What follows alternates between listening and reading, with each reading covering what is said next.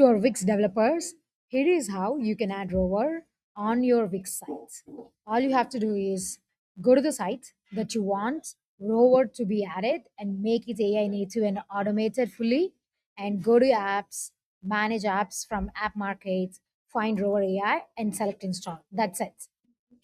Here I'm selecting Rover to be installed on my site. Onsco is like a hair salon website, and the onboarding is super quick. You can give a name to your business. The business is Onsco. You can customize the agent instead of calling as Rover. You can personalize it for your users. For example, I'm gonna call it as Onski. And these are the shortcuts you want to open your users to. So those are quick actions that you might think useful for your users. So these are sample. So you can deselect them. You can, like, suppose for example, comparing products side by side is good. You can leave it as is. And for example, I'm adding a new thing as like a summary. Give summary of the page to the user. So this is the instructions you're providing to the agent. So the default is recommended analytics on. So we provide you details of like what user is querying, what the agent is doing, where is it failing, all of the detailed reports. So you can improve your product experience for your humans as well as AI agents coming to your site. That's it. Take a look. Everything is ready. You get started on the free plan, but you can upgrade it anytime you need it and click on go live. There you go. So your rover is up, and now we can like go refresh your site, and you should see rover live on your website.